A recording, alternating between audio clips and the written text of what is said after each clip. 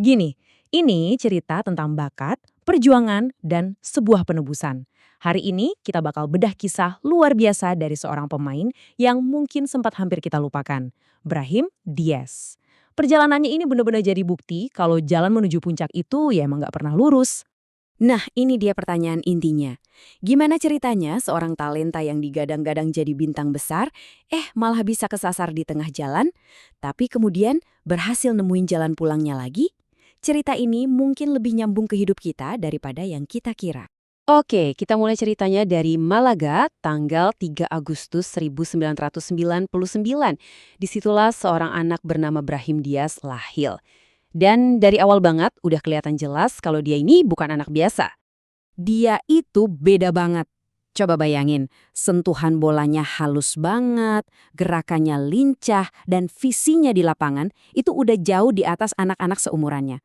Bakat semurni ini yang nggak bisa disembunyiin. Nggak lama, raksasa Inggris, Manchester City, datang buat ngambil dia. Tapi, disinilah perjalanan karirnya mulai ketemu ujian yang sesungguhnya. Di mana bakat mentah itu dihadapkan langsung sama kerasnya realitas sepak bola level elit. Mau itu di Manchester City, di bawah asuhan Pep Guardiola, atau bahkan di klub impiannya Real Madrid, Brahim kayak nabrak tembok yang sama terus-terusan. Iya sih, dia belajar banyak karena dikelilingi bintang-bintang top, tapi polanya itu loh menyakitkan dan terus berulang. Nah, ini dia kontras yang pahit banget. Di satu sisi, impiannya kan main buat klub terbesar di dunia. Tapi kenyataannya, bangku cadangan jadi teman akrabnya. Dia harus berjuang mati-matian cuma buat dapat beberapa menit main, bersaing sama pemain-pemain terbaik dunia. Rasanya itu kayak mimpi yang udah di depan mata, tapi nggak bisa diraih. Pertanyaan-pertanyaan kayak gini mulai muncul, baik dari para kritikus maupun fans. Keraguan mulai nyelimutin karirnya. Apa jangan-jangan potensi besarnya ini cuma bakal jadi potensi selamanya? Tapi justru di titik terendah inilah semuanya berbalik. Kepindahannya ke AC Milan sebagai pemain pinjaman itu bukan sekedar transfer biasa. Ini adalah titik balik yang paling krusial dalam hidupnya. Emangnya apa yang beda? Cuma satu kata. Kepercayaan. Ini dia yang hilang di klub-klub sebelumnya dan yang akhirnya dia temukan di Italia. AC Milan itu nggak cuma ngasih dia seragam, tapi juga keyakinan penuh kalau dia itu bisa diandalkan. Proses kebangkitannya itu kelihatan banget. Dari cuma pemain pinjaman, dia mulai dapat menit bermain yang konsisten. Kepercayaan dirinya perlahan-lahan balik lagi, sinarnya mulai kelihatan lagi. Dan puncaknya, dia jadi pilar penting yang ngebawa AC Milan juara Serie A. Wah, sebuah penebusan yang manis banget. Transformasinya selesai, statusnya berubah total. Dia bukan lagi cuma anak muda berbakat, tapi seorang juara yang udah membuktikan dirinya di salah satu liga paling keras di Eropa.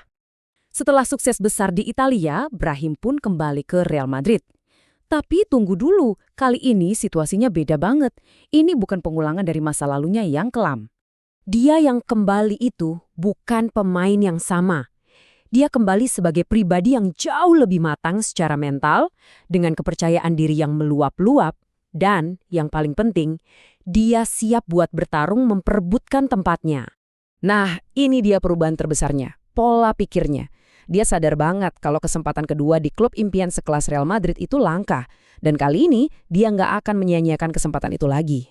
Kalau kita tarik lebih luas, kisah Brahim Diaz ini sebenarnya lebih dari sekedar sepak bola. Ini tuh pelajaran universal tentang perjalanan hidup kita semua. Kalau kita saring perjalanannya, ada 3 pelajaran penting. Pentingnya sabar buat nunggu momen yang pas. Kekuatan dari kegigihan untuk nggak pernah berhenti berusaha. Dan yang paling utama, keberanian untuk percaya sama diri sendiri, bahkan saat semua orang meragukan kamu. Perjalanan panjang Brahim yang penuh liku-liku itu pada akhirnya membawanya ke satu pintu, satu kesempatan di Milan. Dan kesempatan itulah yang membuka segalanya, yang akhirnya membuktikan siapa dirinya yang sebenarnya. Dan ini membawa kita ke sebuah pertanyaan buat direnungkan bareng-bareng. Dalam hidup kita, kesempatan itu pasti akan datang. Pertanyaannya bukan kapan, tapi apakah kita akan siap saat kesempatan itu akhirnya tiba?